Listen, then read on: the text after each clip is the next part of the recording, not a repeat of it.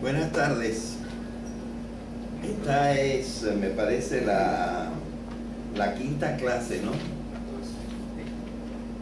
La quinta sesión de este cursillo que se llama Crítica del Pensamiento Trascendente, con énfasis en la literatura bíblica. Cuando hace falta tomamos muchos ejemplos de la literatura bíblica.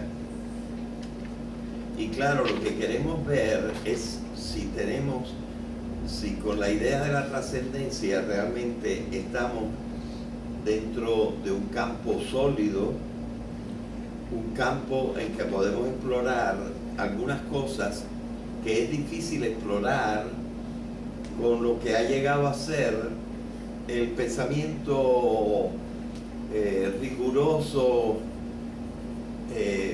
más aceptado, que es el pensamiento unívoco, porque la humanidad, sobre todo a partir del siglo XVI, pues ha hecho unos progresos científicos y ha limitado la ciencia, según evidentemente muchos religiosos, por ejemplo, y en especial en un documento que yo estudio un poquito en el artículo una prueba de la existencia de Dios basada en el concepto de la evolución cósmica, que es una encíclica de Pablo VI, el documento que yo estudio, en que se trata de probar cosas que solamente son accesibles cuando uno utiliza un buen concepto de la trascendencia.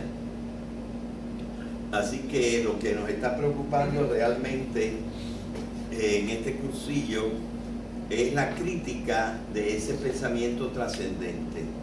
Es decir, el pensamiento trascendente no es un cuarto pensamiento al lado del unívoco, del análogo y del metafórico mítico, sino es, bienvenido querido Rey,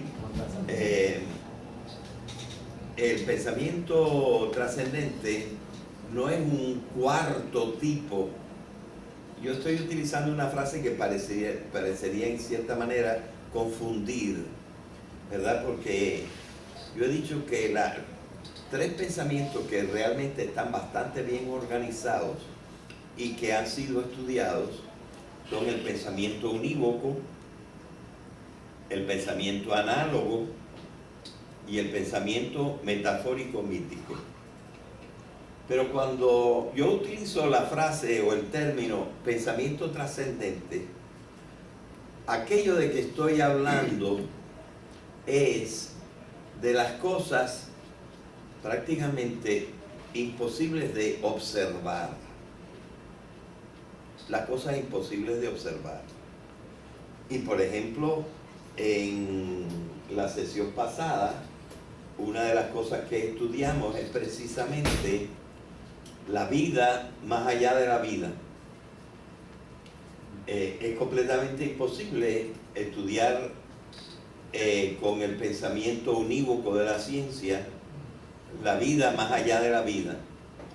Hay esta señora Kubler, me parece que se llamaba, no me salía el nombre el otro día, que estudia los momentos alrededor de la muerte y cosas por el estilo, pero estudiar la vida después de la vida casi siempre cae, ¿verdad?, en hablar de algunas cosas que ya nos suenan un poquito fatulas, ¿verdad? Como a algunos de nosotros nos suena, por ejemplo, la idea de la transmigración de las almas, llamada también metempsicosis, ¿sí? ¿Cómo más se le llama? Como los budistas le llaman... ¿Reencarnación? Sí, la reencarnación, ¿verdad?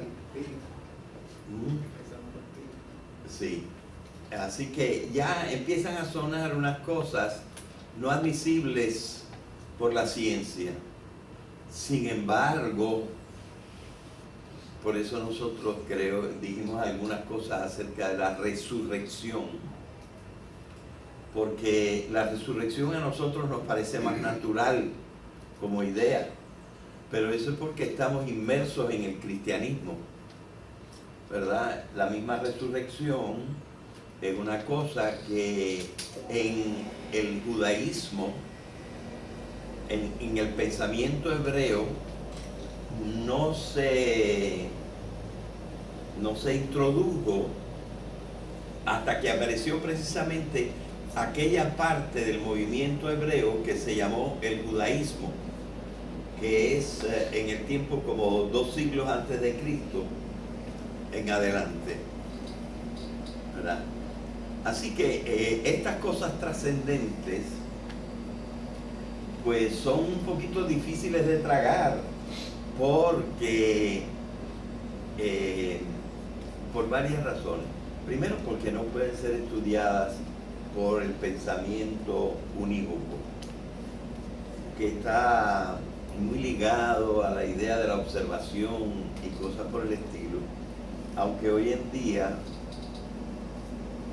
esta tradición que se llama del empirismo, y a veces en este caso más exactamente del empiricismo, es decir, convertir la experiencia en un sistema, tratar de buscar un sistema que esté basado exclusivamente o mayormente sobre la experiencia,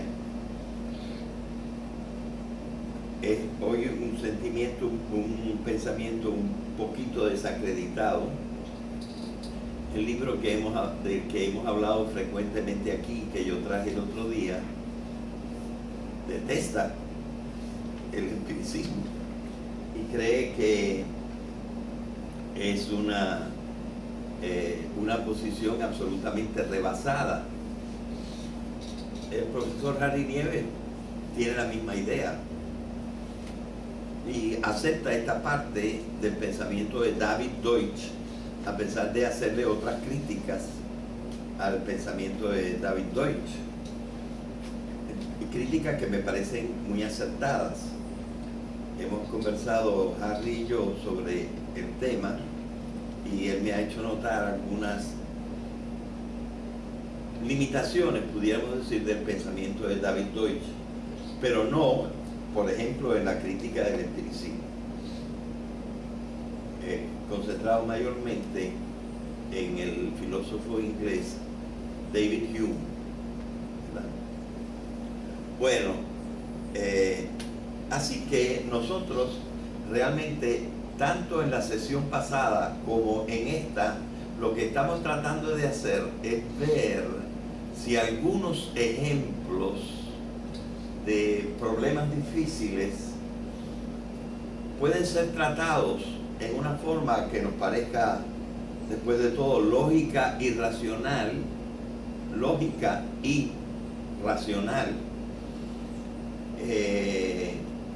pero que rebase el simple pensamiento unívoco. Y naturalmente nos tenemos que ocupar de el pensamiento análogo, que ahora estoy diciendo, ¿verdad? Desde hace pocos días estoy diciendo, bueno, pocos días no, quizás pocas semanas, estoy diciendo que el pensamiento análogo se podría considerar como un pensamiento unívoco más refinado, que comprende otros factores y llega a un grado mayor de abstracción. Yo creo que llega a un grado mayor de abstracción el pensamiento análogo que el pensamiento unívoco. Y también incluso la misma palabra trascendencia que estuvimos estudiando el otro día, creo que en el tercero de los temas estuvimos estudiando un poquito la palabra trascendencia. Y la palabra trascendencia en su origen etimológico es ciertamente metafórica. Pero realmente eso no quiere decir que el concepto de trascendencia sea un concepto metafórico. Es un concepto análogo. Lo que es metafórico es su origen. Ahora, realmente nosotros podemos darnos cuenta que prácticamente todo tiene su origen en la metáfora. O sea que el mismo pensamiento que nosotros llamamos unívoco, en cuanto que está relacionado al lenguaje y en cuanto el lenguaje se apoya en la metáfora para construir las palabras, pues entonces resulta que verdaderamente desde el punto de vista etimológico todo viene de la metáfora. Y la palabra trascendencia, que quiere decir pasar más allá, e incluso pasar más allá subiendo, lo cual hasta nos evoca la idea de la emergencia que hemos mencionado varias veces acá y también la hemos mencionado en los cursillos anteriores. Evoca entonces una imagen como si nosotros viéramos a alguien que pasa un límite, ¿verdad?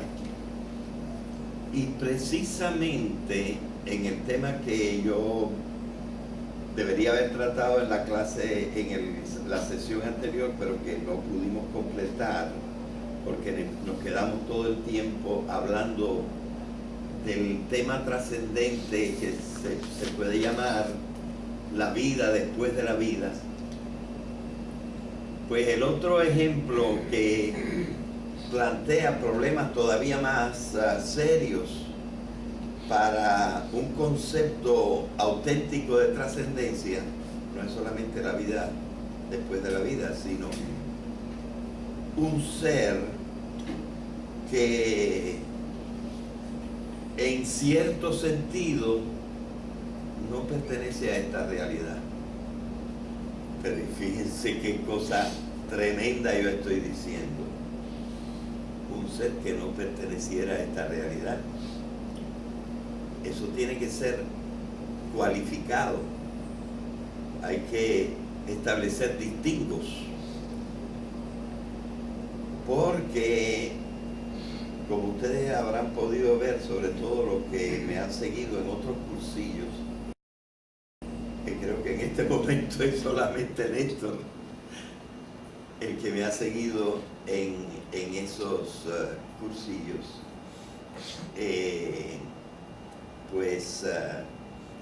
realmente la idea que a mí me obsesiona y que empezó todos estos movimientos que yo estoy desarrollando es la idea de que la realidad es una, tomando mucho la base de Parménides. Naturalmente, para poder aceptar la idea de que la realidad es una, pues nosotros tenemos que rebasar a Parménides, recordar que Parménides sí se dio cuenta de que la realidad es una, aunque él no usaba ni existía tampoco en aquel momento la palabra realidad.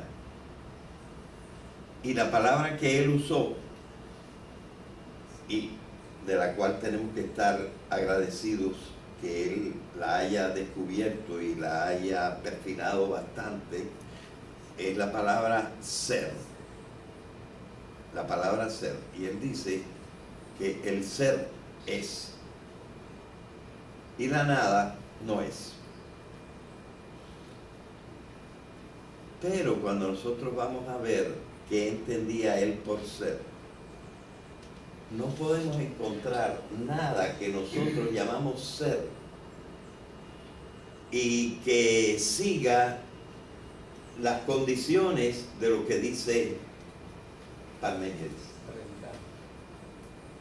No las encontramos porque él realmente no habla de que el ser sea Dios. Y por otra parte, lo que le falta completamente a Parménides es poder explicar la multiplicidad. Porque nosotros actualmente, encontramos diversos seres, esa multiplicidad del ser, y como él dice que el ser es uno y nada más uno, pues entonces ni Dios ni nada muy grande puede ser comprendido como aquello que es el objeto de la palabra ser en Parménides, pero tampoco las cosas particulares. Entonces, realmente nosotros, para poder barajar y mejorar lo que se puede decir sobre el ser, yo creo que deberíamos reemplazar la palabra de Parménides, el ser es, por esta otra frase: la realidad es una. La realidad es una. Es decir, que mientras nosotros excluyamos algo que existe en el mundo, lo excluyamos de la realidad, prácticamente nos estamos equivocando, estamos siendo parciales, no podemos comprender bien,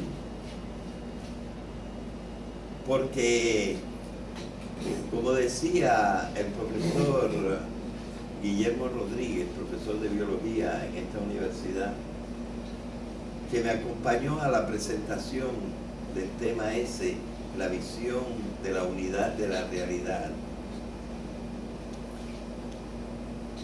todo está conectado. Todo está conectado. Todas las especies vivientes están conectadas. Las especies vivientes están conectadas con el mundo químico, y el mundo químico es un desarrollo del mundo físico. Evidentemente, también podemos salir del mundo físico, del mundo químico, del mundo biológico, hacia formas todavía más altas de ser, como por ejemplo el ser consciente, y más todavía el ser bueno, el ser ético. Y todo esto está conectado. Nosotros hemos tratado de desarrollar algunas cosas y por lo menos algunas consecuencias de esto. Y por ejemplo, rechazar completamente, como hemos rechazado, el pensamiento de Descartes sobre el hombre. Porque él dice que el hombre tiene dos realidades y que esas realidades no están conectadas, porque una es una realidad extensa y la otra es una realidad que no es extensa, pero que positivamente es consciente. Y entonces eso ya no cabe en el tipo de pensamiento filosófico que tenemos los que pensamos en la unidad de la realidad. Y entonces el concepto de trascendencia podría ser como un desafío, como un reto, porque yo creo que hay una manera bastante exacta de decir que si Dios es algo, Dios no es una parte del cosmos, no es una parte del mundo físico y de la emergencia de de realidades a partir del mundo físico hasta llegar al mundo humano. Sí, hay quien piensa que sí, que hay una conexión y que Dios es todo eso. Y eso podría llamarse el panteísmo. Es decir, que todas esas cosas que pertenecen al universo serían parte de Dios. Y entonces recuperaríamos, como lo hace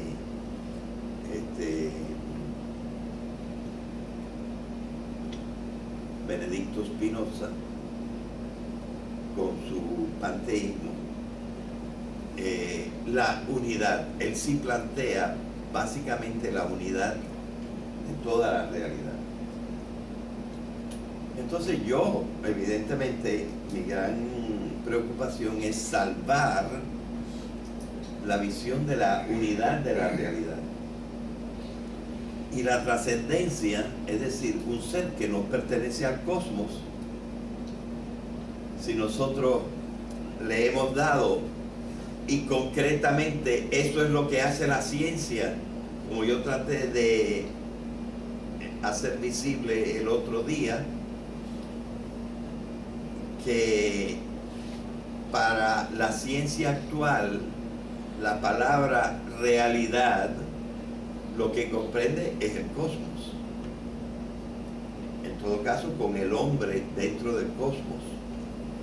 Pero la realidad es el cosmos, el universo. Solo que este universo, como ya ustedes saben, gracias a la física cuántica, gracias a ciertos desarrollos modernos que incluyen lo que se llama en inglés string theory y otras cosas que son como desarrollos posteriores a la física cuántica, y una cosa que se llama ahora theory of everything. Pues entonces, de todas maneras, lo que incluyen son varios cosmos, varios universos. Si se puede hablar y si esto no es una contradicción en los términos, ¿verdad? Porque universo quiere decir que es uno, ¿verdad? Y ahora estamos hablando de multiversos. Todo esto pone un poquito en entredicho la idea de la trascendencia si existe Dios. Naturalmente, por eso la ciencia más bien se inclina a no admitir a Dios.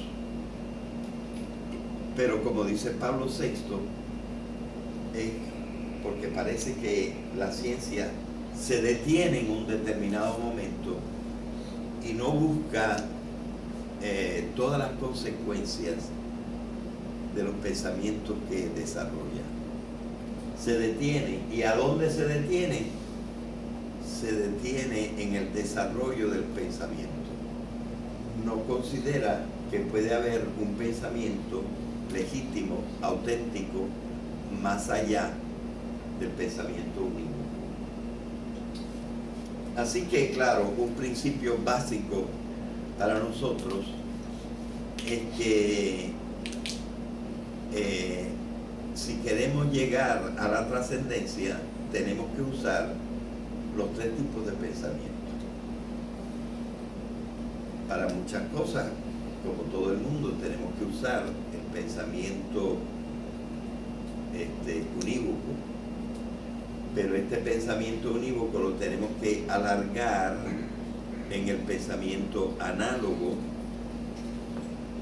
Y realmente muchas veces e históricamente es incontrovertible que el impulso para llegar a este tipo de pensamiento, para proponernos ver si nosotros podemos realmente pensar en una idea como la idea de Dios, viene de la metáfora, de las metáforas que desarrollaron desde muy temprano los primeros Homo sapiens. Así que nosotros tenemos que usar todo. Y realmente en la preparación de este cursillo, los libros o secciones de libros que yo he leído nuevamente, es decir, he leído que no había leído antes, he repasado otras cosas que había leído, pero las cosas que he leído antes, lo que me han impactado es precisamente cómo el pensamiento humano ha pensado mucho en la trascendencia desde muy temprano. Más bien, casi lo que pasa es que ha considerado ingenuamente que aquello que ahora nosotros llamamos trascendencia era natural, algo natural. Y otra cosa que me ha impactado mucho y que pienso hacer objeto de una sesión posterior más tarde es esto. Es increíble. Me he dado muchísima cuenta al ahora sí releer algunos textos, por ejemplo, de padres de la iglesia o de teólogos cristianos, cómo se han formado ideas filosóficas a partir de las ideas metafóricas, a partir de las ideas de la fe, que han entrado y han conformado el pensamiento que todavía tenemos. Ahí hay una mezcla que quisiera explicar con más detalle en otra ocasión. Pero el tema en que queríamos entrar en el día de hoy, porque no pudimos contemplarlo en la clase pasada, en la sesión pasada, es el tema de ese ser que no es parte del cosmos. Así que sería realmente algo que hasta cierto punto reta la idea de la unidad de la realidad, a menos que nosotros comprendamos, quizá inspirándonos en lo que debería haber dicho Parménides, es que claro, ese ser que nosotros consideramos trascendente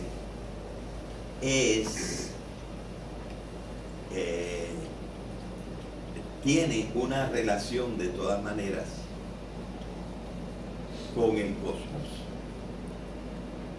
Y la relación que nosotros podemos ver, la pudiéramos llamar, aunque voy a explicar inmediatamente qué entiendo por ello, una relación causal.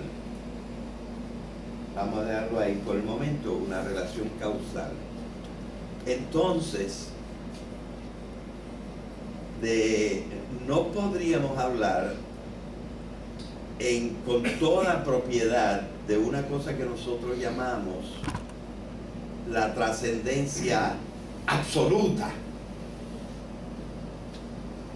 Porque la palabra absoluta viene del latín y quiere decir suelta con respecto a todo, que no tiene ninguna relación con lo demás. Entonces, si no tiene ninguna relación con lo demás, no está conectado. Y si no está conectado, hay dos realidades. De manera que nosotros lo que tenemos que hacer es cualificar la palabra absoluto. Es decir, darle matices a la palabra absoluto. Porque si tomáramos la palabra absoluto en su sentido, digamos, más recto, pues quiere decir que está absolutamente suelto de todo y que por lo tanto Dios sería como en la tesis que se llama la tesis deísta, sería un ser que a lo mejor creó el mundo, pero se desentendió de él, que no tiene realmente una verdadera relación con el universo, que es la tesis que se desarrolló a partir del siglo XVI con gente como el barón de Holbach y otros cuyos nombres en este momento se me escapan, ¿verdad? Y que formaron el tiempo del iluminismo, ¿verdad? Una concepción de Dios. ¿Cómo podemos entonces cualificar la palabra absoluto para no caer en un dualismo? Pues podríamos hacerlo diciendo que aquí usando ya el pensamiento análogo, que hay dos tipos de absoluto, o mejor dicho, que hay dos tipos de ser. El ser necesario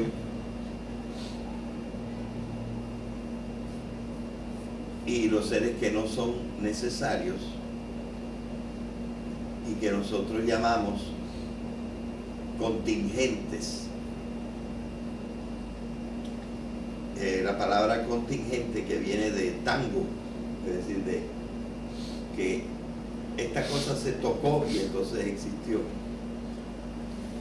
Los seres contingentes, lo mismo que existen, pudieran no existir. Es decir, son los seres del azar, que en otro tiempo, por ejemplo, por Filón de Alejandría, fueron llamados los seres del devenir. Y los seres del devenir no son seres absolutamente hablando, son seres después de que el azar lo creó, o fueron producto del azar. Entonces, estableciendo esa diferencia entre los seres, nosotros podemos decir, es absoluto en el sentido de que su relación con el cosmos no es una relación necesaria. Él es un ser necesario, pero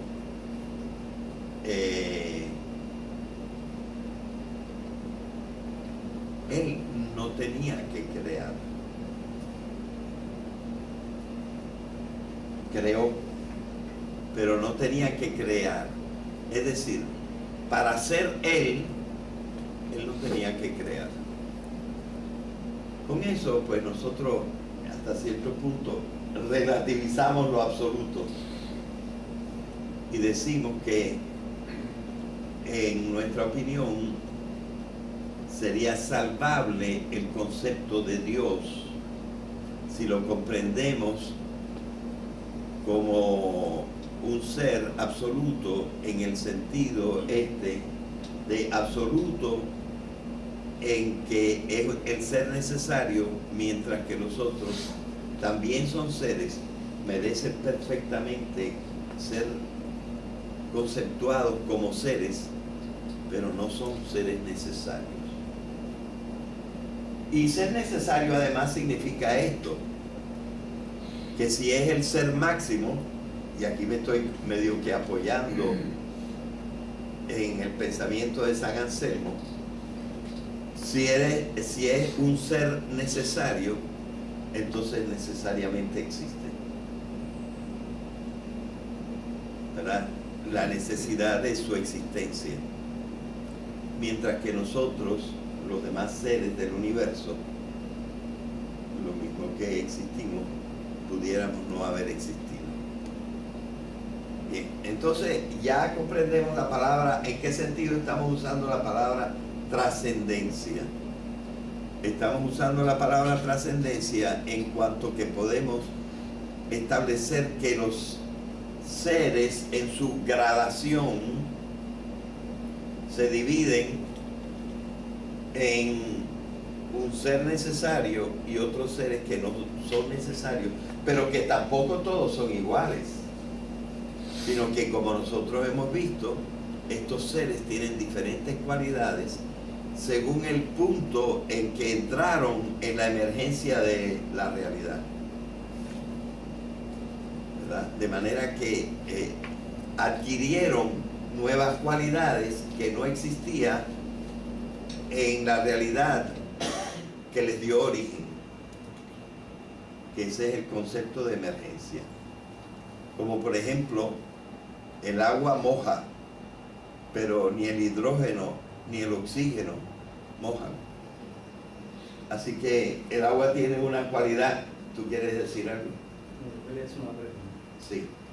La construcción que tú haces de la relatividad, del absolutismo, frente a un Dios o un objeto de estudio que es echado de este paraíso de la razón, trasciende y por lo tanto no pertenece a este cosmos. O sea, ¿cómo traer un ser para hacerlo inteligible, que es el problema que tenemos desde el punto de vista epistemológico?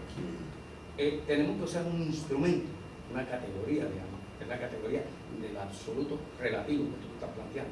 ¿Estamos de acuerdo? Entonces, es porque hay un problema en la medida en que la trascendencia plantea que hay un ser, que hay algo que no pertenece a este cosmos, hay que traerlo del cosmos para hacerlo objeto de estudio.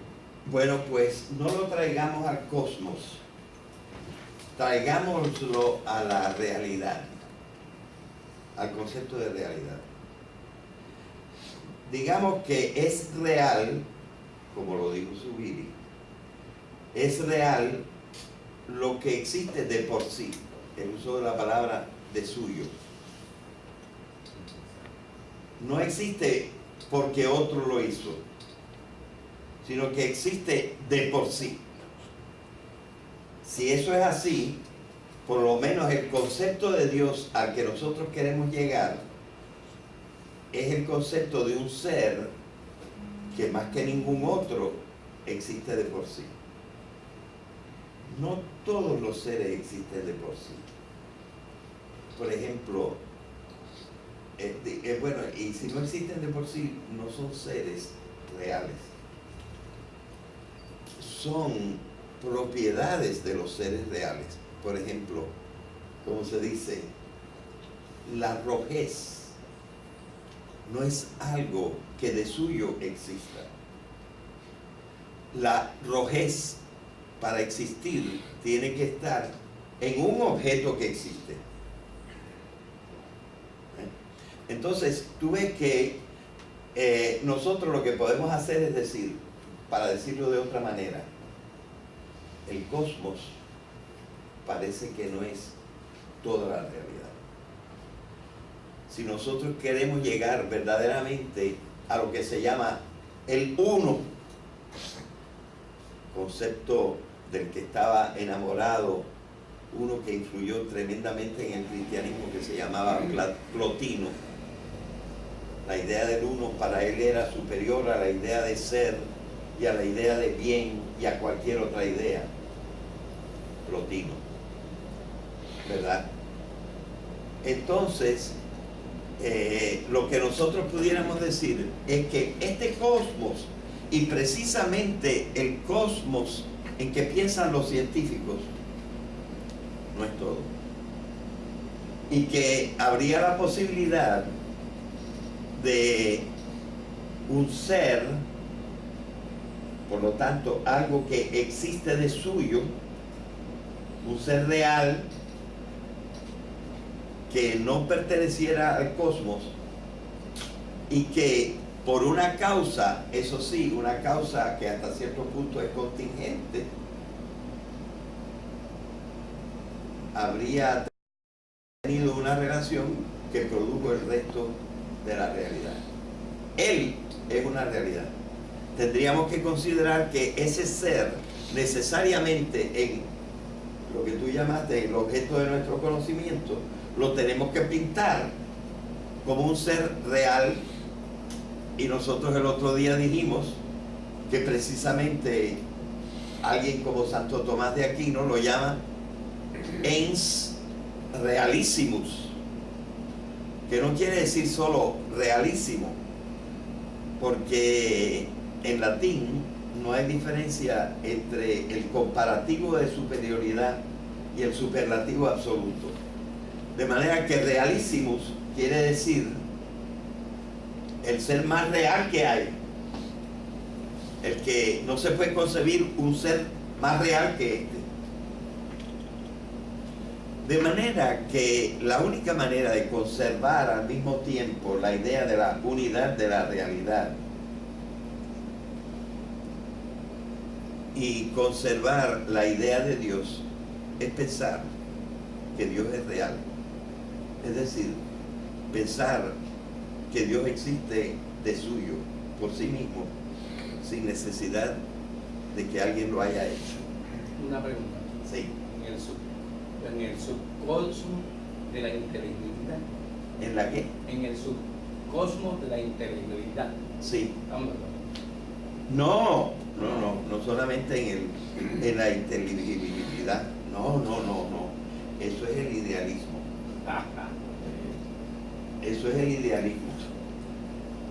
Eso es darle más realidad a la idea que a las cosas. Platón. Y tú no puedes ser platónico, de ninguna manera. Bueno. Así que nosotros estamos viendo que sí hay algún camino por el cual nosotros podemos entrar en la idea de la trascendencia, meter a Dios como ser trascendente, pero decir, Él es más real que nosotros. Y esto de las gradaciones de la realidad, eso está precisamente, ese es el centro de la analogía como la pensó Aristóteles, que es lo que se llama la analogía del ser.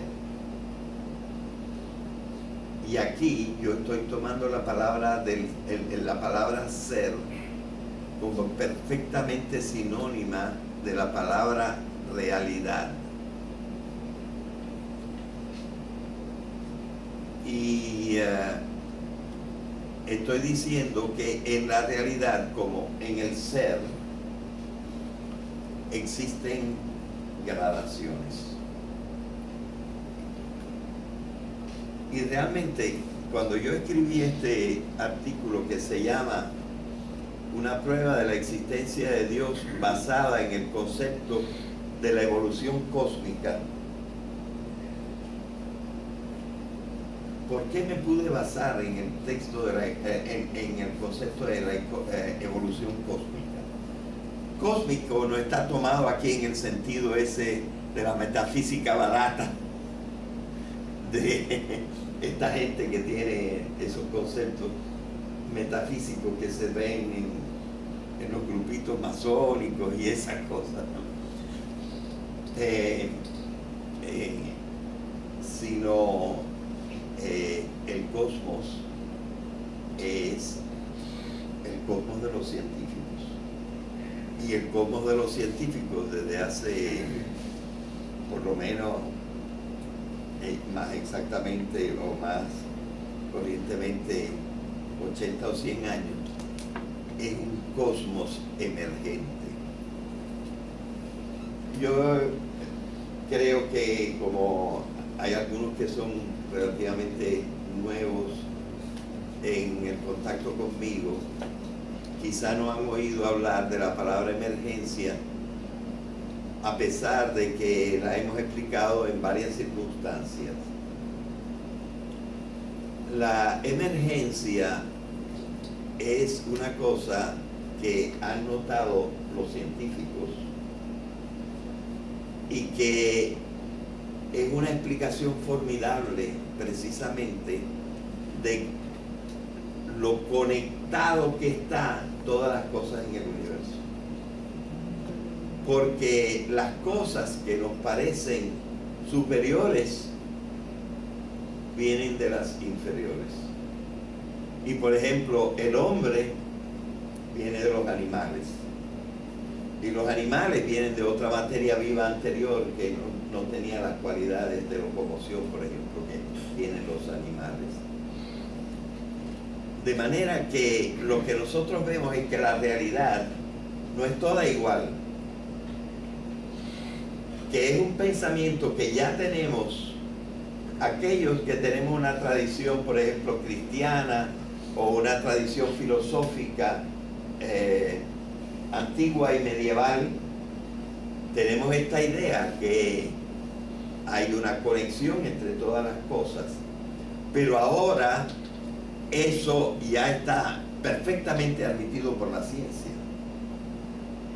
y no hay nada en el cosmos, que es la única realidad en la que se fijan los científicos, en este cosmos de que nosotros estamos hablando y que, como dije el otro día, es el sentido que tiene la palabra reality en las obras de Deutsch, en las obras de Penrose y en las obras de Brian Greene. La reality es para ellos todo aquello que procede de la energía. Y la energía que llegó a constituir la materia y de la que estamos hechos nosotros también, que dice Eric Chesson, que el objeto del universo que tiene más densidad de energía es el cerebro humano, pero que esa energía es la misma energía fundamentalmente que la energía solar, que la energía luminosa, que toda la energía que hay en el universo. Es decir, ya no estamos hablando de imágenes poéticas, estamos hablando de conceptos científicos que traban toda la realidad alrededor de una línea que ha producido la emergencia de todos los seres, y que estos seres todos merecen el nombre de ser, pero no tienen las mismas cualidades. Y por eso la frase maravillosa que creó toda esta idea de la analogía del ser, es una que dice Aristóteles en su Metafísica, y que dice así: el ser se dice de muchas maneras, que es lo que supera el pensamiento de Parménides, que no podía concebir que si el ser era uno, fuera también múltiple.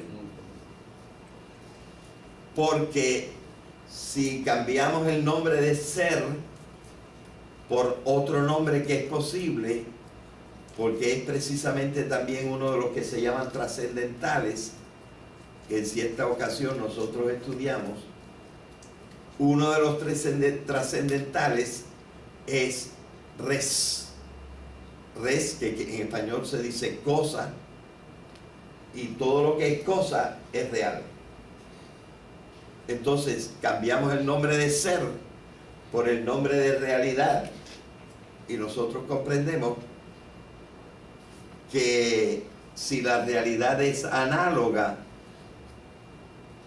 en la parte que nosotros conocemos, a base de la idea científica de emergencia, ¿por qué no va a ser análoga en la parte que nosotros tenemos que trabajar con nuestro razonamiento hasta llegar a ella? Que sería la idea del ser necesario, ¿verdad?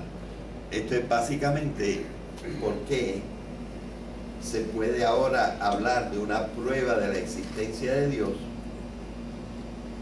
a partir de la evolución del cosmos que conocemos y del cosmos físico. Sí. Si Dios no pertenece a ese subcomún, el ente de unidad, se hace necesario su comprensión en la medida de esa visión de totalidad de la realidad. Tú estás construyendo, o se está construyendo, un objeto que se llama Dios, desde el punto de vista de la razón científica. ¿De la? Razón científica. Explicar a Dios como un objeto perfectamente lógico y que le da conectividad a todo el asunto. Sí, pero tú hablaste de la razón científica, pero como dice Pablo VI, la razón científica se detiene en un determinado momento y no razona con el pensamiento analógico. No razona con el pensamiento analógico. Pero tiene razón en este hecho. Ahora nosotros, y también Santo Tomás lo hizo en esa forma, creó las pruebas de la existencia de Dios a base de las realidades de este cosmos. Pero las realidades de este cosmos vistas desde ciertas perspectivas bien teóricas. Es decir, ya entraba en la filosofía una visión del cosmos en que cada cosa tiene su causa. Entonces, nosotros no hablamos de que una cosa viene de la otra cosa solamente. Hablamos de que eso es deductible a conceptos más refinados como los conceptos de causa. Ahora bien, los conceptos de causa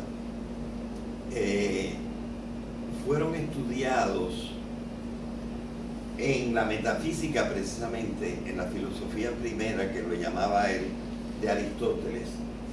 Y Aristóteles tiene una doctrina muy bonita, que es la doctrina de las 4 causas.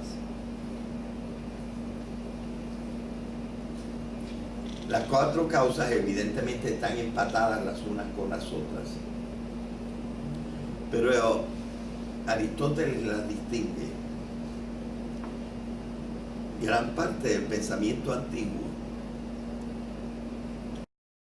y en realidad también del pensamiento moderno está basado en la distinción. El distingo era la manera de arguir, sobre todo en las universidades medievales. Entonces, para poder entrar en el pensamiento de causa, es muy conveniente distinguir diversos tipos de causa. Eso yo lo expliqué con bastante detalle en el primer cursillo que di. Y aquí lo podemos explicar un poquito sucintamente. Vamos a suponer que esto es una cosa. Y por cierto, la palabra cosa es una modificación de la palabra causa. Y esta cosa, para existir en el pensamiento de Aristóteles, tiene 2 causas que son la cosa misma. Y él, tomando en un sentido análogo estas 2 palabras, dice que toda cosa está formada por materia y forma.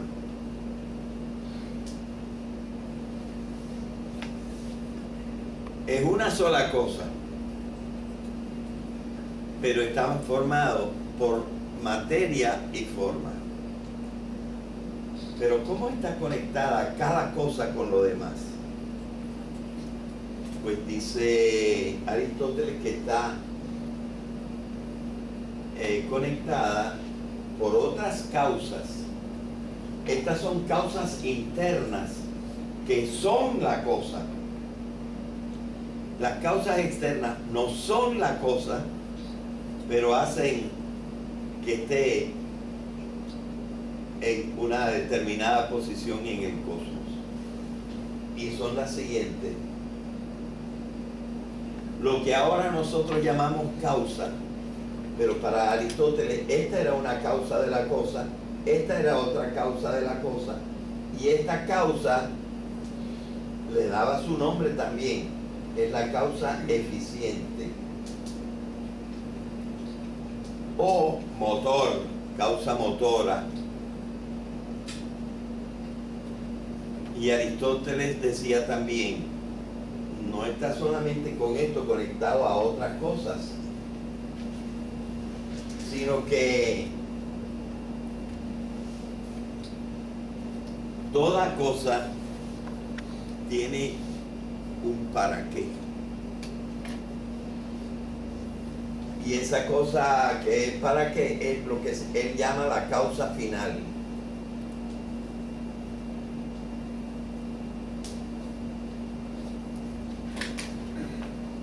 Bien. 2 de las 5 pruebas de la existencia de Dios están basadas, una en la causa eficiente y otra en la causa final.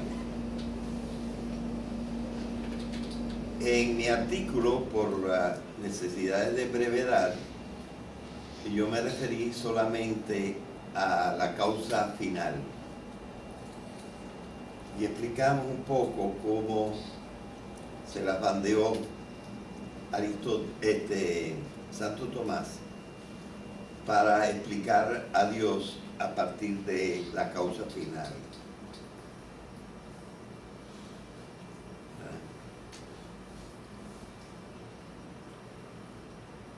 Y él lo que encuentra es lo siguiente.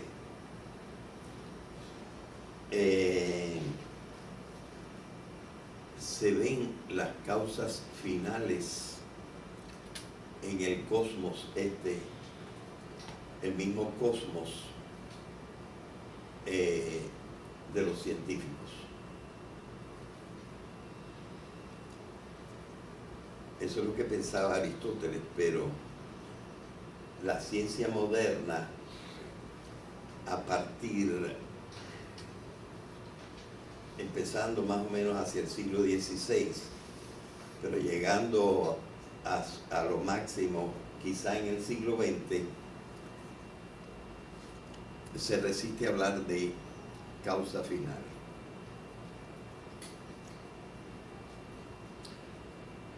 Naturalmente que la ciencia moderna no puede negar que una parte del cosmos que se llama el hombre tiene causas finales. Pero entonces, por ejemplo, tiene que desistir de explicar por qué el hombre tiene causas finales. Teleología. En términos teleológicos. Teleológicos, sí. Tiene que renunciar, o parcialmente ha renunciado, a explicar por qué el hombre, el ser humano, tiene causas finales. O sea, que tiene que hacer una especie de excepción. Y en esto de la conexión de todas las cosas, no tiene explicación en términos de emergencia. ¿De dónde salió que el hombre tuviera finalidades, propósitos? O sea que ya su idea de la conectividad de todas las cosas, queda un poco maltrecha de dónde salió la finalidad de los hombres. ¿De dónde emerge esta cualidad? Todas las cosas están conectadas. Esta cualidad tiene que estar conectada con otras propiedades de la materia. ¿De dónde viene? Si no hay finalidad antes del hombre.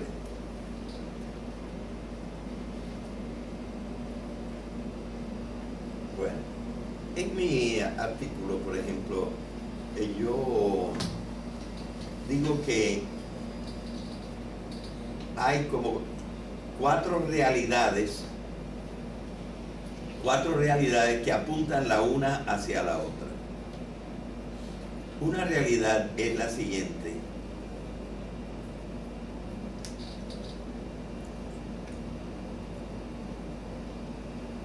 todas las cosas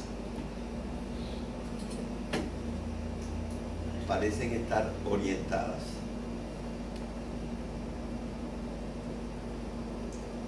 Y nosotros entendemos ahora la orientación. Este es un concepto que ha evolucionado mucho y que ha llegado hoy en día a algunas alturas filosóficas tremendas. Esa orientación de las cosas, esa orientación de las cosas está en su estructura.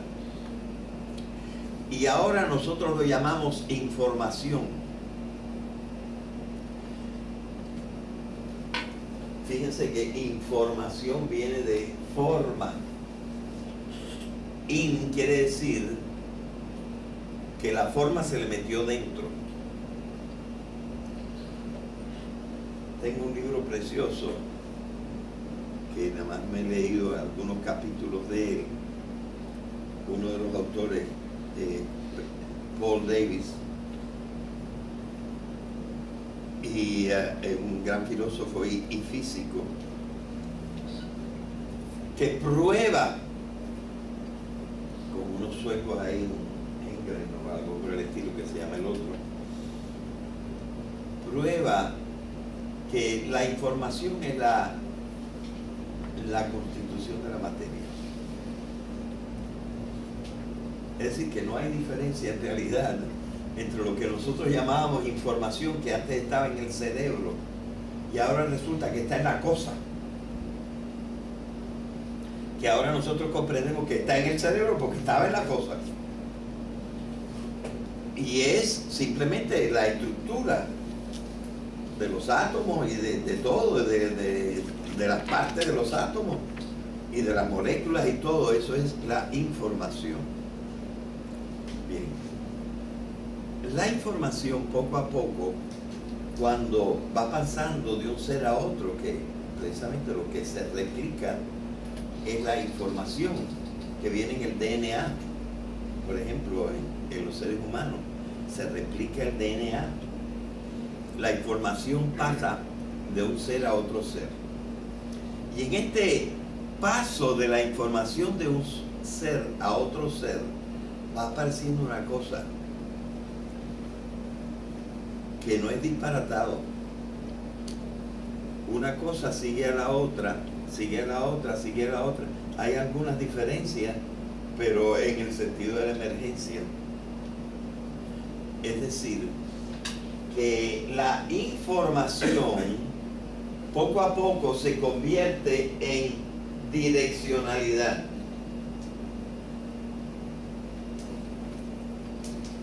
Cosa que he encontrado en grandes físicos o biólogos como Jacques Monod y en otros, he encontrado que ellos dicen efectivamente que la información en la réplica de las cosas va tomando una direccionalidad,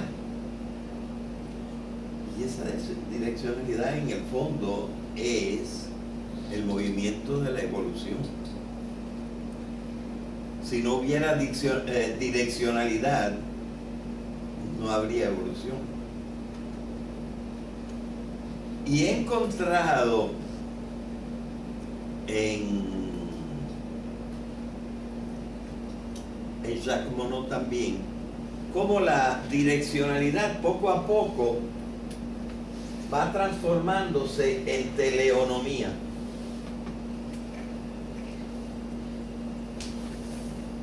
Tele quiere decir ya fin. Y nomos quiere decir regla. Es decir, que esa direccionalidad se va llegando a ser la regla de la evolución.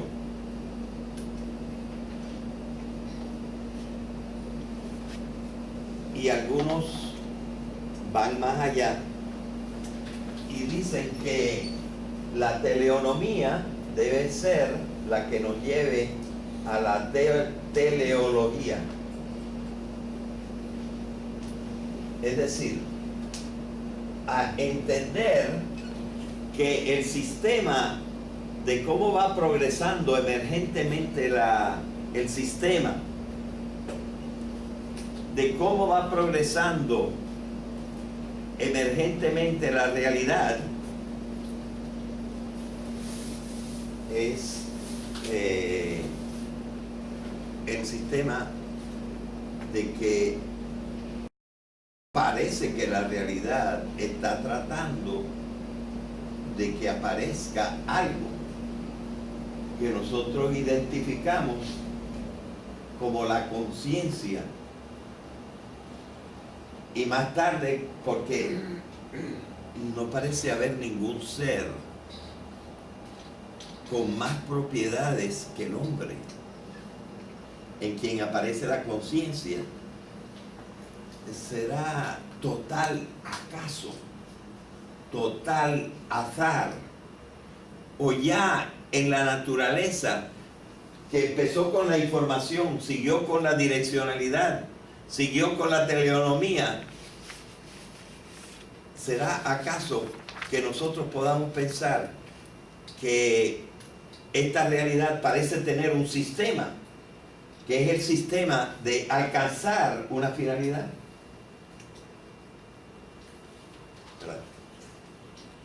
Así que nosotros de esta manera podemos como darle una continuidad a las ideas y ver que eso de que no existe la finalidad es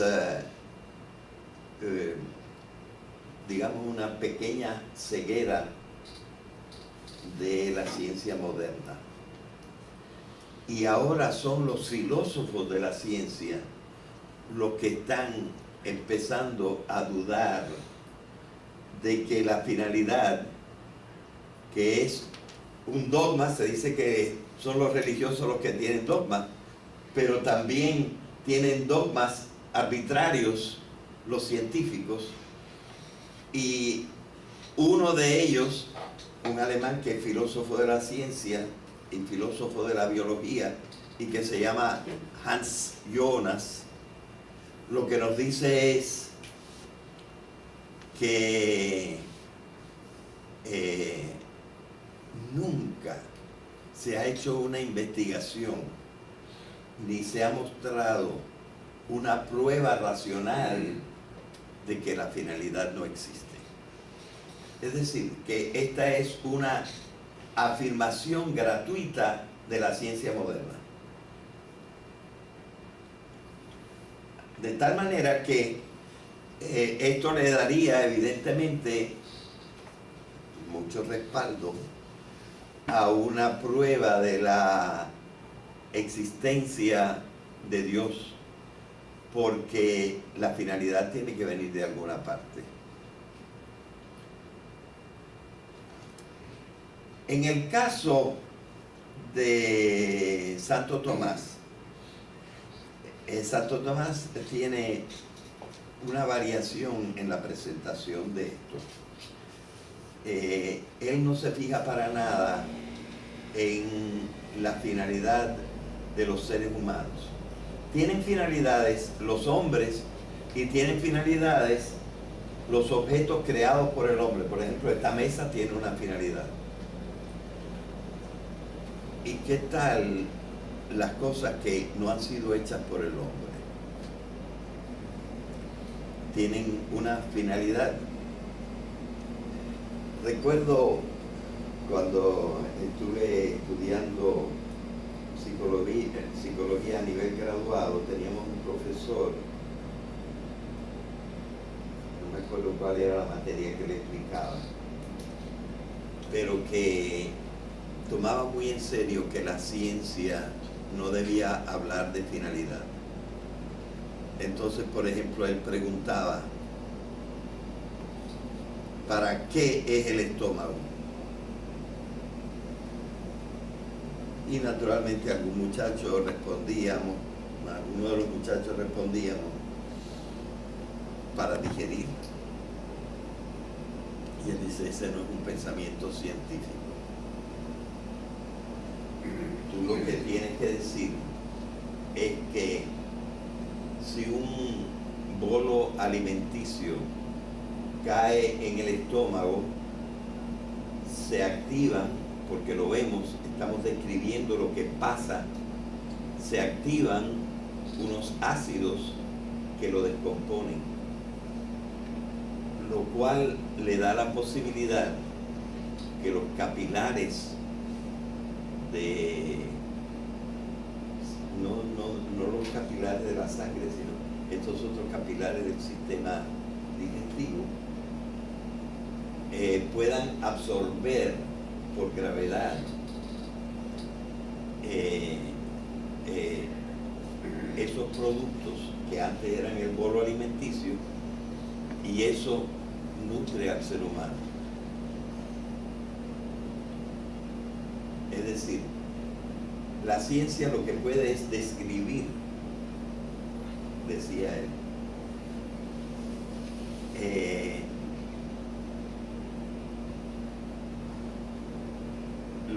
Hans Jonas, por ejemplo, dice que esas son presentaciones parciales, que en realidad no hay por qué limitarse a eso. La naturaleza en un determinado momento llegó a esa teleonomía ya, llegó al hecho de que efectivamente así pasa y no es una sola especie, con variaciones diferentes y en cierta manera perfeccionándose, llegó a eso, y para eso sirve el estómago. Así que otro estudio, y es aquel en el que se basa en el que se basa Santo Tomás de Aquino, es que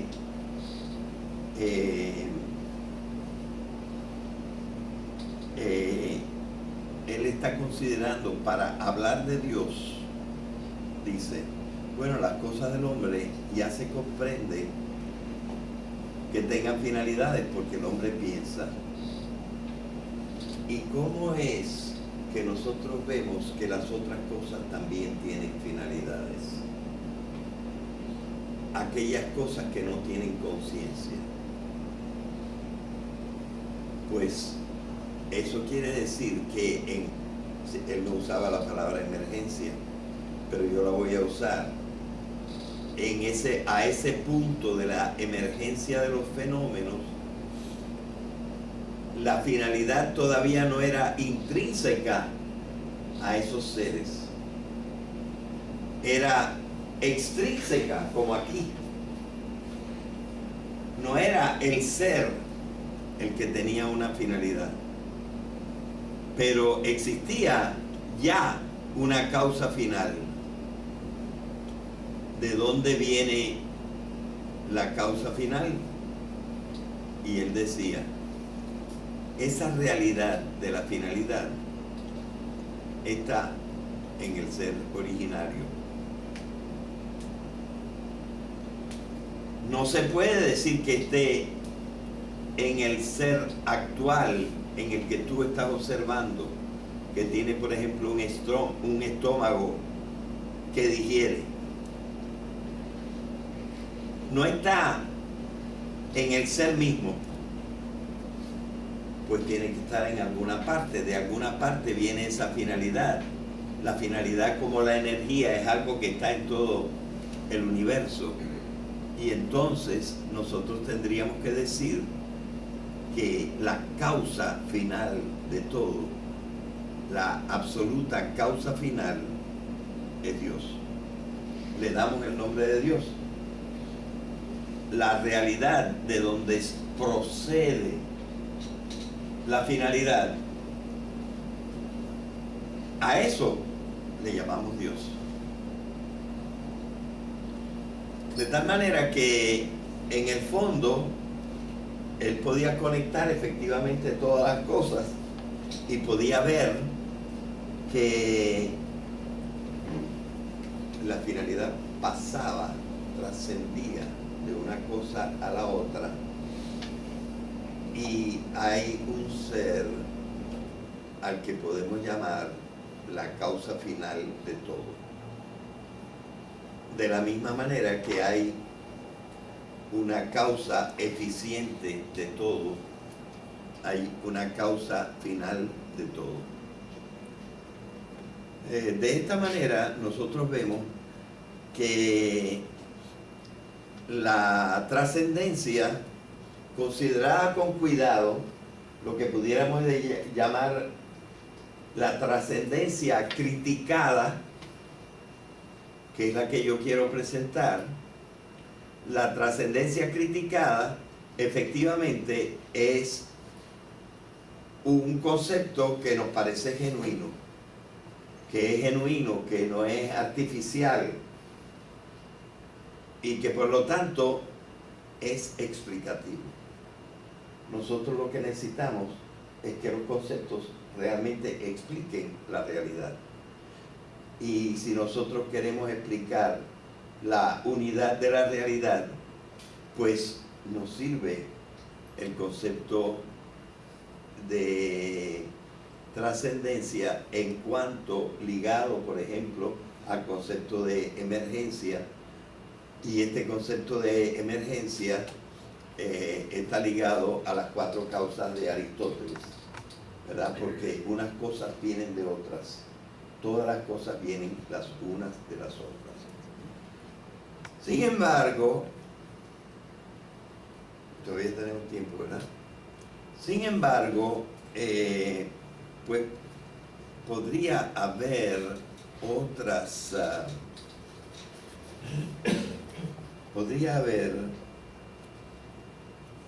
otras objeciones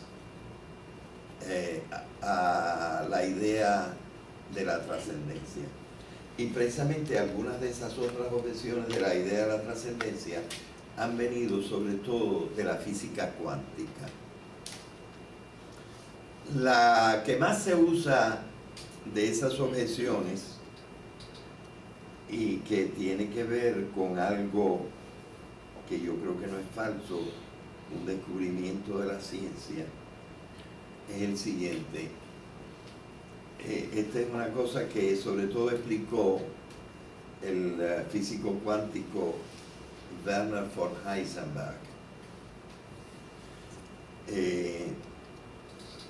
Werner von Heisenberg, estudiando la constitución del átomo, y aquí en este momento pues no creo que puedo reproducir con la terminología propiamente científica, pero puedo decir más o menos lo que él quería decir.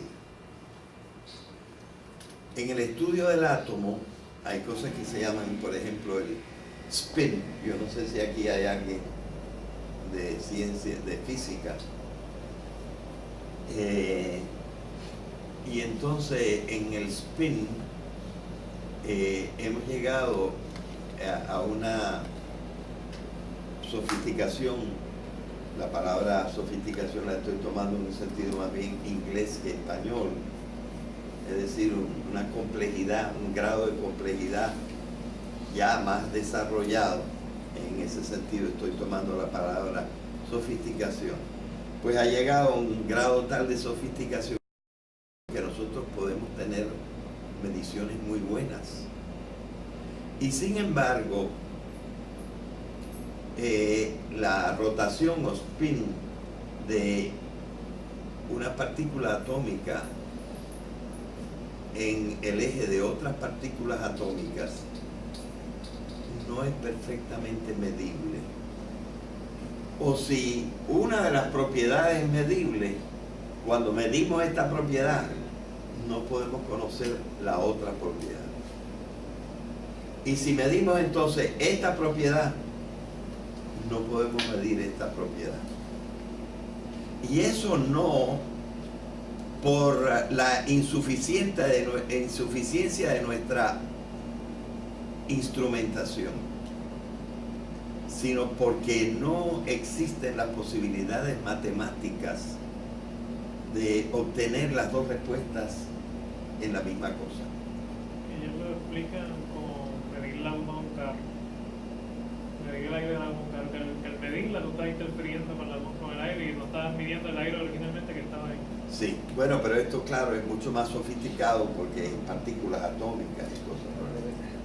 Sí, porque habla de la perilla y de los puntos en la prueba.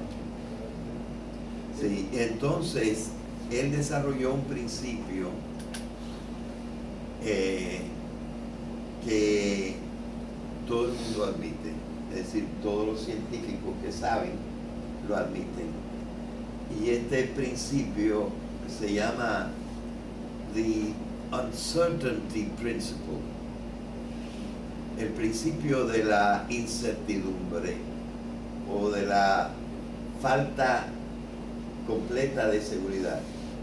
No podemos estar ciertos de todas las cosas de ninguna parte de la materia. Y entonces, supuestamente, el uncertainty principle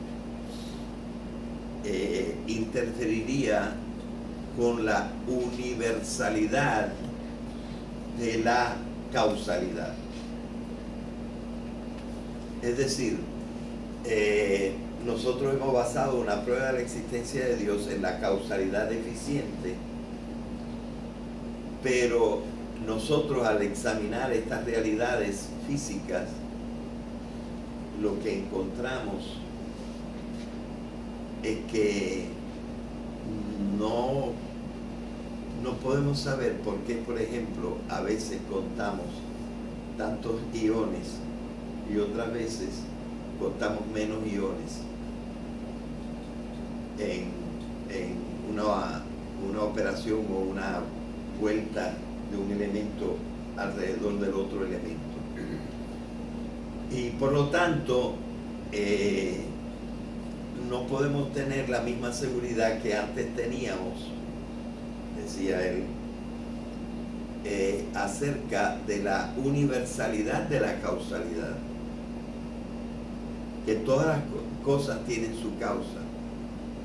Y entonces podría suceder que hubiera cosas que no tuvieran causa. Y entonces se debilita la idea de que hay una causa que lo explica todo. Que no podemos explicar todas las cosas por sus causas. Y por lo tanto, esa causa universal o absoluta, eficiente, pues se vería debilitada. Bien, dicen que Heisenberg recogió un poco velas hacia el final de su vida y él no aplicó el principio. Estos fueron otros filósofos que aplicaron el principio de la incertidumbre a la duda sobre la universalidad de las causas, por ejemplo, de la causa eficiente. Pero también, además de que él haya recogido velas, pudiéramos decir que la propia naturaleza de las cosas que pertenecen al mundo de lo cuántico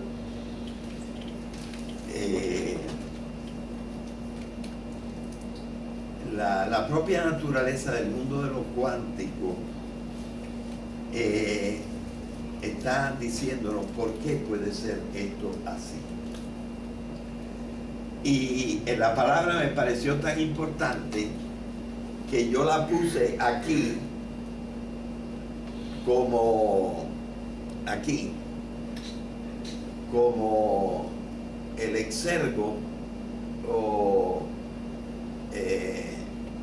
exposición que explica toda todo mi desarrollo.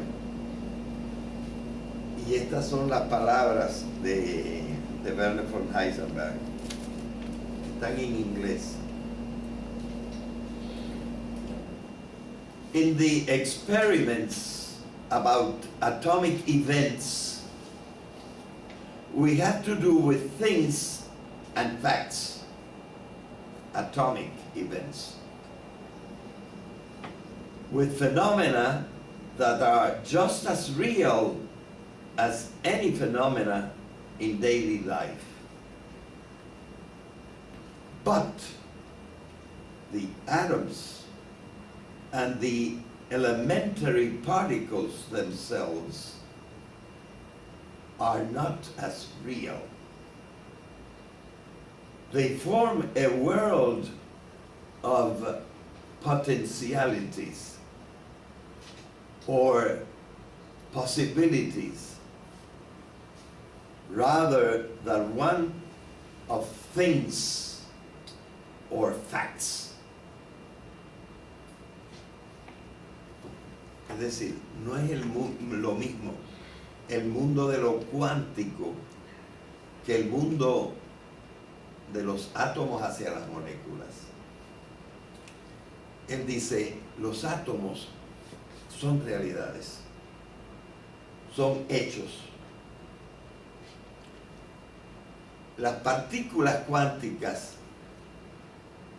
dice él, son potencialidades o posibilidades. Se lo dijo Werner von Heisenberg.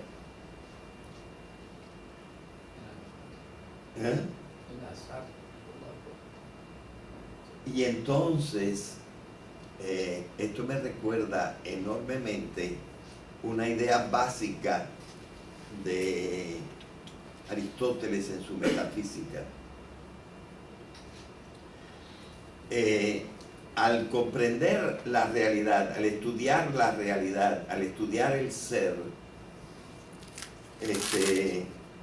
Aristóteles distingue entre potencia y acto. Y aquí se habla de potentialities against facts o things. Así que Aristóteles habla de potencia y acto. Y dice que una cosa es existir en potencia y otra cosa es existir en acto. Por ejemplo, hace 200 años yo existía en potencia. Porque evidentemente de donde viene el espermatozoide de mi padre que me creó a mí, estaba ya en otro espermatozoide de 3 generaciones anteriores. De manera que yo existía en potencia hace 200 años, pero no existía, como dicen los americanos, se dice en inglés, I didn't actually exist. Como acto, yo no existía. Está bien, ese soy yo. Pero existía en potencia también, porque mi padre no tuvo un solo espermatozoide, 40.000 otros que existieron en potencia y no llegaron a existir en acto. ¿Verdad? De manera que nosotros vemos que no es lo mismo la potencia que el acto. la potencia es un modo tenue que no es exactamente lo mismo que la nada. Es una posibilidad. Pero no siempre llega al acto. Eso que acabo de decir no lo admitirían todos. No lo admitirían, por ejemplo, la gente que piensa en los multiversos, porque el rational, es decir, el criterio para poder creer en un mundo de multiversos es que todas las posibilidades se realizan, pero no en los mismos sistemas. Y que por lo tanto, unos sistemas congruentes se realizaron en el universo que nosotros conocemos y que es el nuestro y del que nosotros formamos parte. Pero tiene que haber, según los que piensan en la teoría del multiverso, que todas las potencialidades en alguna manera, en algún lugar, en algún sistema se han realizado. Pero bueno, todo esto es todavía teoría, ¿verdad? ¿Tú querías decir Una algo? preguntita. ¿Ah? Yo uso de vez en cuando la palabra déjà vu. Y Juan me preguntaba a mí, oye, ¿qué tú entiendes por déjà vu? Y mi pregunta es si en gran medida los déjà vu están relacionados con este tipo de cosas. O sea, el fenómeno ese de que caramba, Sí. que nos encontramos, que lo que está pasando ahora mismo, y yo sé lo que va a pasar otra vez aquí en este instante, ¿verdad? Sí. Sí, bueno, lo que pudiéramos decir para contestar en parte esta pregunta, que por otra parte no nos ayuda a explicar lo que estamos tratando de explicar, pero para contestar en parte eso, pudiéramos decir que el déjà vu, que quiere decir que nuestro cerebro a veces le parece que ciertas escenas que están pasando ahora ya las había vivido antes.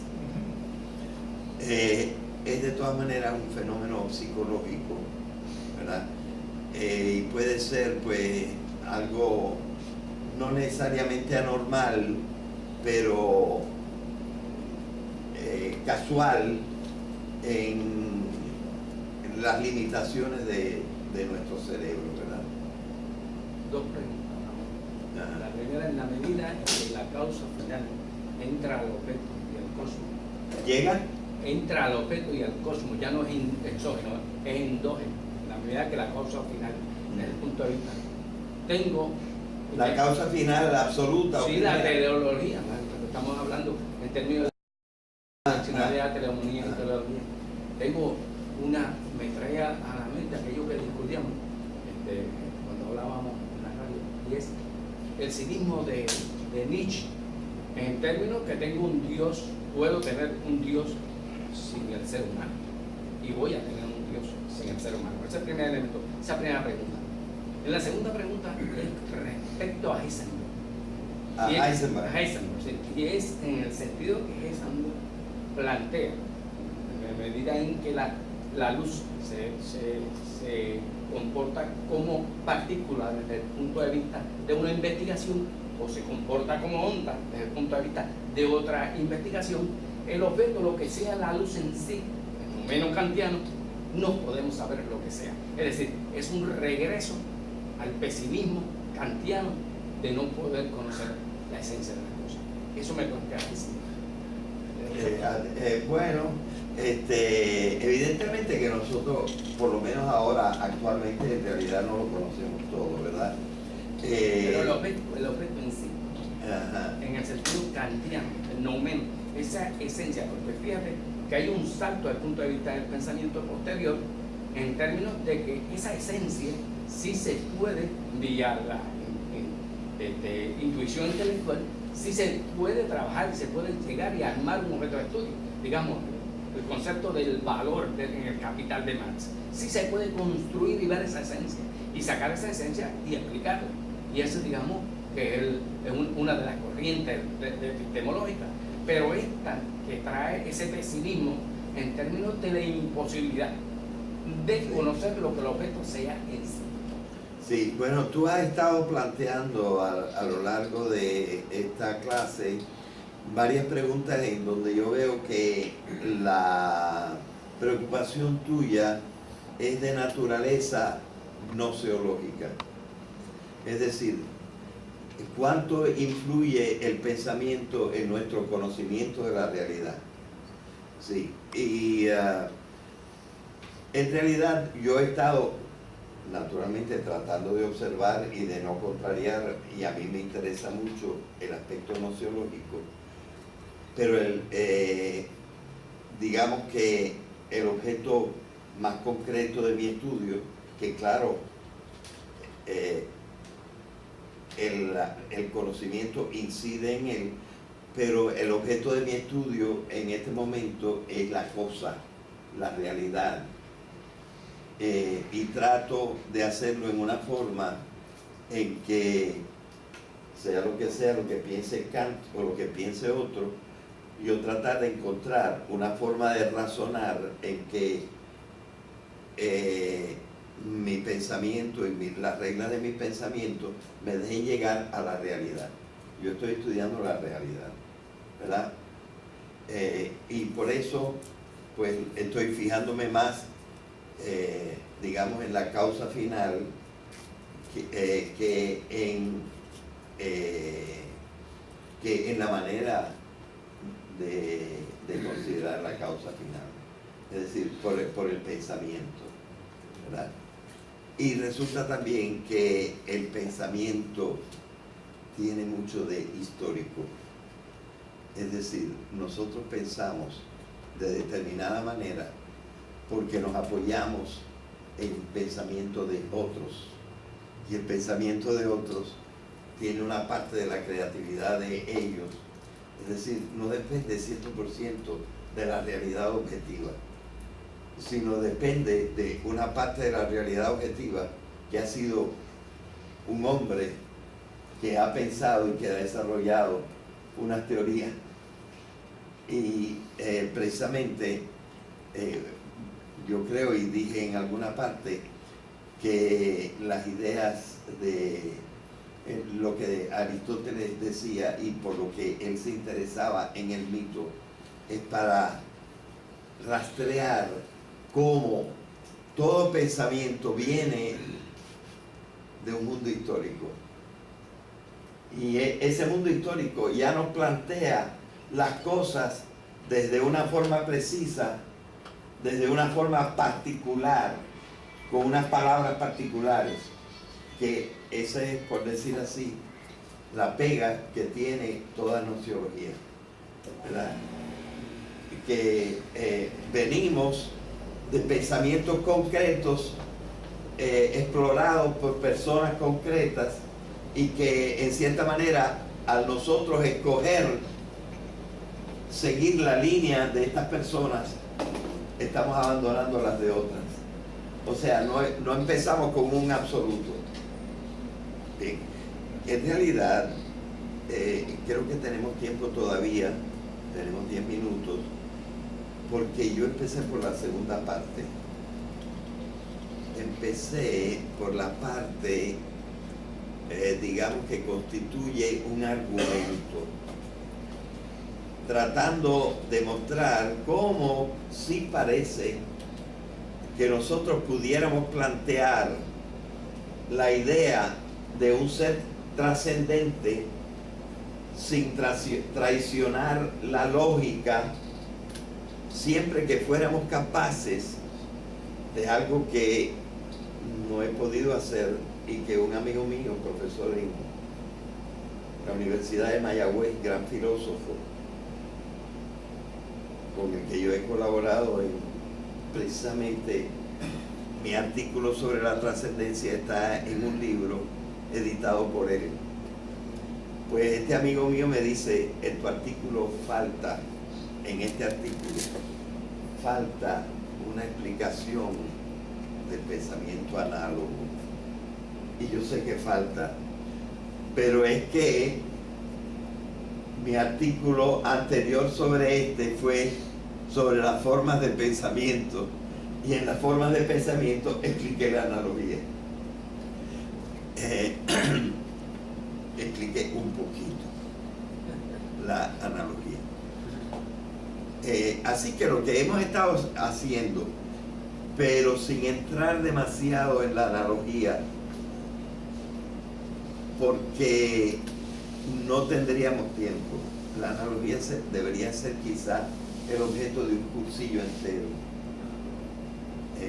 porque es algo del que poca gente tiene mucha idea.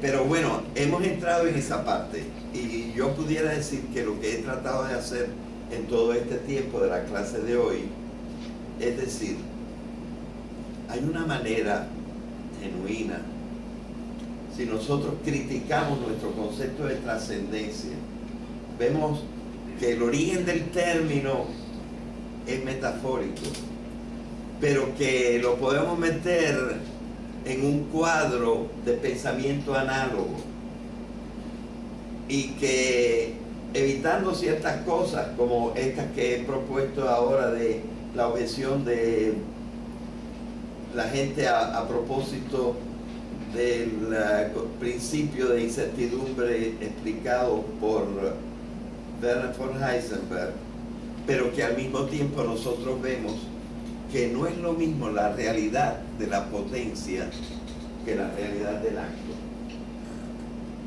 y que es explicable entonces que las reglas, como lo dicen todos los científicos, las reglas del mundo subatómico sean para nosotros contraintuitivas,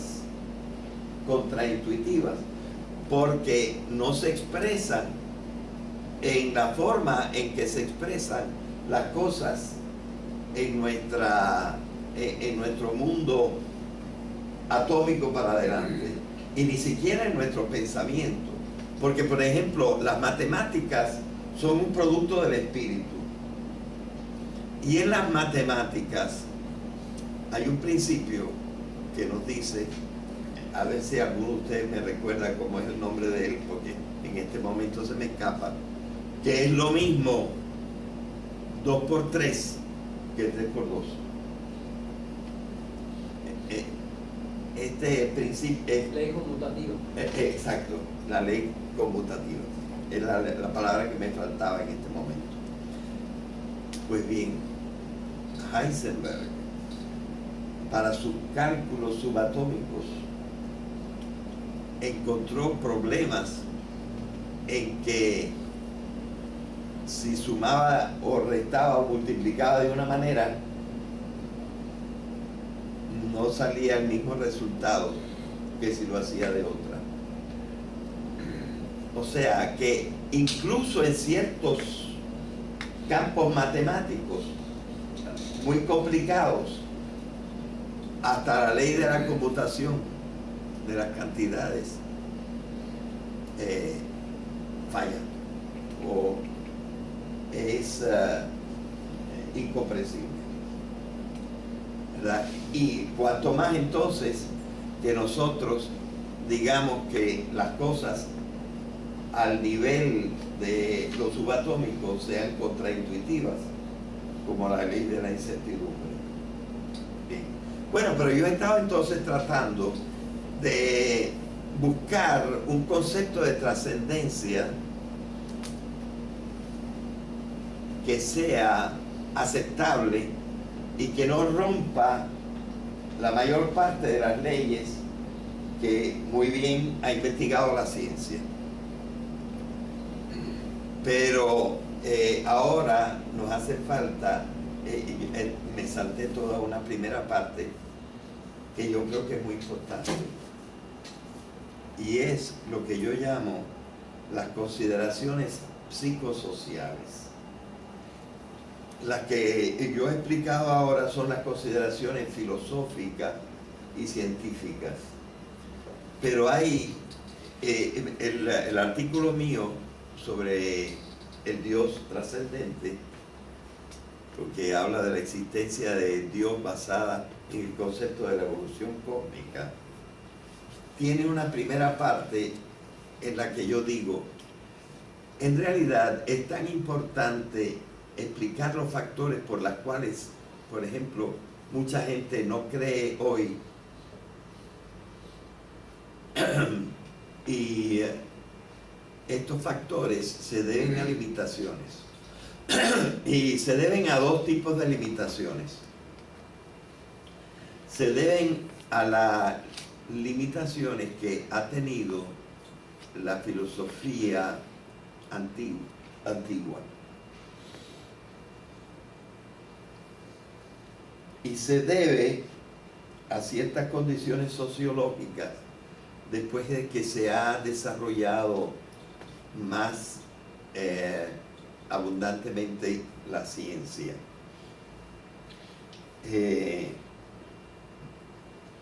Así que sobre la trascendencia yo digo esto: existe una tradición que espontáneamente la acepta, la trascendencia.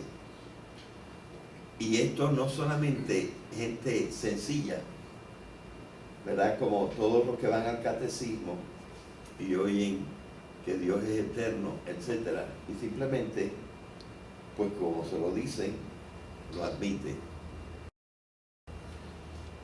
Pero es que cuando nosotros vamos a la historia, y por ejemplo yo estudié en particular parte de la figura y del pensamiento de un hombre del Renacimiento, de un valor filosófico y científico enorme, que se llamó Nicolás de Cusa. Y para Nicolás de Cusa el problema de la trascendencia no es problema ninguno. Es decir, en el mundo anterior al Renacimiento, la trascendencia era parte de lo que se vivía. Entonces, los argumentos de Nicolás de Cusa,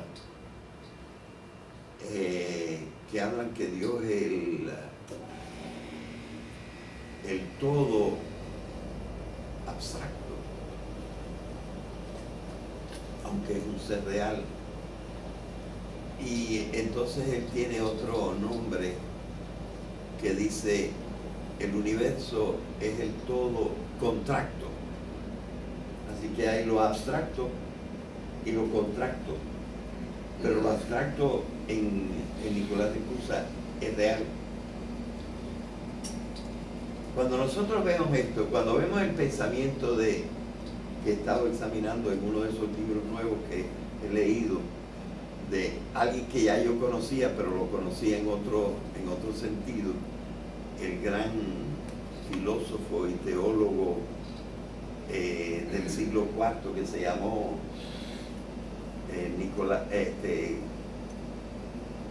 Gregorio de Niza, pero Niza con S, no Niza con Z.